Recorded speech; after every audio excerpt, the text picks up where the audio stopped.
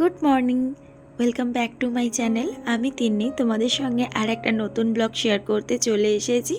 আশা করি তোমরা আজ যে যেখান থেকে আমার এই ব্লগটা দেখছো তোমরা সবাই খুব ভালো আছো আর খুব সুস্থ আছো। আজ দীঘায় আমাদের দ্বিতীয় দিন, তো আজকে সকাল থেকে ব্লগটা শুরু করলাম। আশা করব ব্লগটা তোমাদের খুব ভালো লাগবে।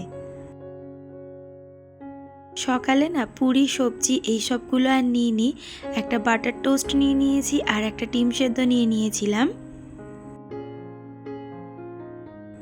খাওয়া দাওয়ার পরেই কিন্তু আমরা চলে যাচ্ছি উদয়পুর, যেটা উড়িষ্যা বর্ডার। আমি আগের বারেও দীঘা এসেছিলাম, কিন্তু সেই সময় আর উদয়পুর যাওয়া হয়নি, খুব শর্ট টাইমের জন্য এসেছিলাম। তো এইবারে না উদয়পুর যাওয়ার ভীষণ ইচ্ছা ছিল আর সেটা সাকসেসফুলও হচ্ছে। আর আজ না ভীষণ গরম, বাইরের পরিবেশটা তোমরা দেখতেই পাচ্ছ, ভীষণ রোদ উঠেছে।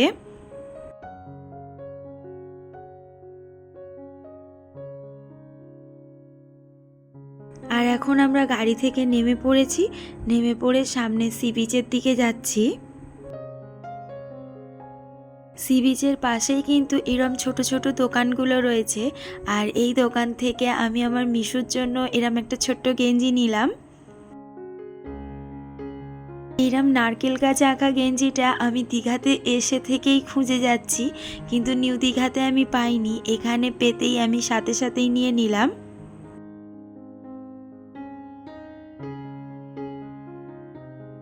বিচের ধারে প্রচুর মাছের দোকান, এখানে মাছগুলো ফ্রাই করেও দেয়, সেগুলো খাওয়াও হয়।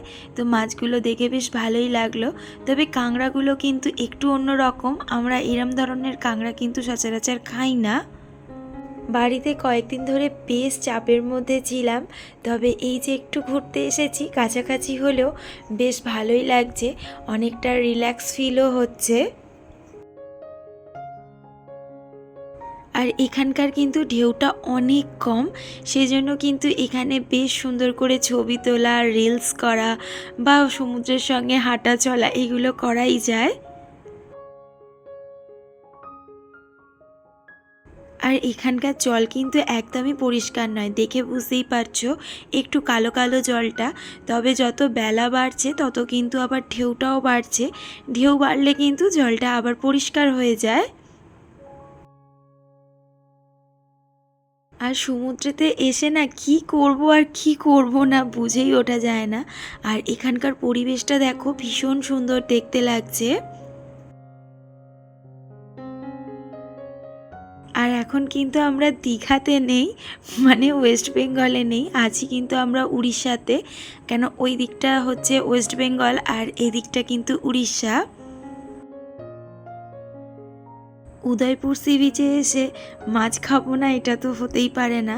আমুদি মাছ নিয়েছিলাম, আর এখানে আজকের অক্টোপাস একটু ট্রাই করে দেখবো যে অক্টোপাসটা কেমন খেতে। যতক্ষণে অক্টোপাসটা ভাজাভাজি করছে ততক্ষণে কিন্তু আমরা পমফ্রেট মাছ নিয়ে নিয়েছি, আর মাছগুলো মোটামুটি ভালোই ছিল। এইবার আসল জিনিস অক্টোপাস, তবে অক্টোপাসটা কিন্তু একটু চামড়া চামড়া খেতে, তবে খুব একটা খেতে খারাপ নয়। মাছ ভাজা তো চলছিল, তার সাথে সাথে আইসক্রিম, পেয়ারা মাখা, আমড়া মাখা, এগুলো তো আমরা নানান রকম জিনিস নিচ্ছিলাম আর টপ টপ করে খেয়েও নিচ্ছিলাম।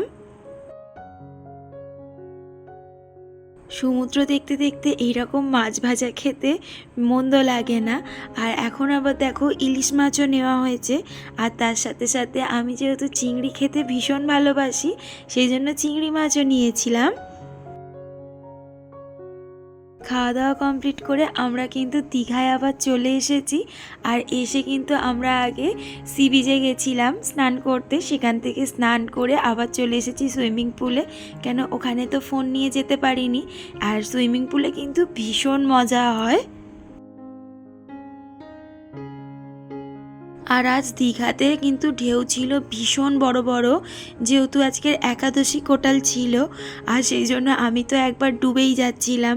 আবার যা হোক করে ওরা আমাকে টেনে টুনে তুলেছে। তবে সুইমিং পুলের কিন্তু মজাটাই আলাদা। আমার যত না সমুদ্রেতে স্নান করে মজা লেগেছে, তার চেয়ে বেশি কিন্তু সুইমিং পুলে চান করে বেশি মজা লেগেছে। আর জীবনে কিন্তু এরকম মাঝে মাঝে মজার প্রয়োজন হয়।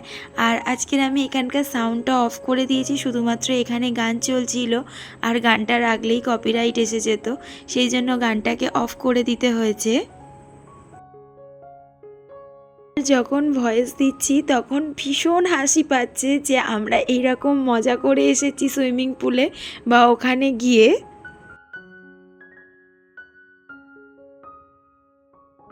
অনেকক্ষণ রুমে চলে এসেছি আর সামান্য করে টিফিনও করে নিয়েছি। আর এখন আমরা রেডি হয়ে গেছি, এখন একটু যাব শপিং করতে। আর দীঘায় না সব কিছুই ঠিক আছে, কিন্তু বড্ড কালো হয়ে যাই আমি। যতবারই দীঘা এসেছি ততবার ভীষণ কালো হয়ে গেছি। দেখতেই পাচ্ছ আমি কিন্তু বেশি সমুদ্রে চান করি না, কিন্তু এখানকার ওয়েদারটা এমন না যে আমাকে ভীষণভাবে কালো করে দেয়। আর যত ছবি তুলছি মুখটা এত কালো লাগছে, মানে এত বিরক্ত লাগছে নিজেকে দেখে। সন্ধেবেলার পরিবেশটাও কিন্তু ভীষণ সুন্দর। আর আমরা এখন চলে যাচ্ছি সি বিচের ধারে যে মার্কেটগুলো আছে না, ঠিক সেইখানটা। আর এটা কিন্তু জাহাজবাড়ি, জাহাজবাড়ির পাশ দিয়েই আমরা চলে যাচ্ছি।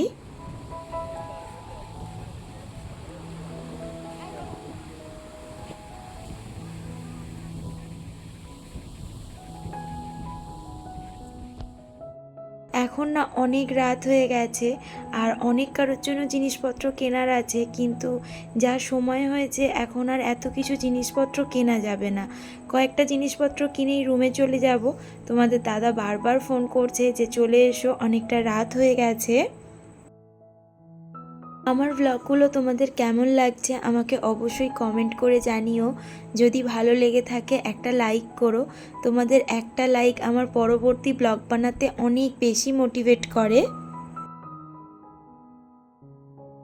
আমাদের মোটামুটি কেনাকাটি হয়ে গেছে, এবার হোটেলে চলে যাব। আর দেখো হোটেলে এসেই কিন্তু আজকে দেশি মুরগি দিয়ে ভাত রান্না হয়েছে, সেটাই আজকে আমরা খেয়ে নেব। ব্লগটা এখানেই শেষ করছি, কাল আর একটা নতুন ব্লগ নিয়ে হাজির হয়ে যাব। সবাইকে গুড নাইট, সবাইকে টাটা।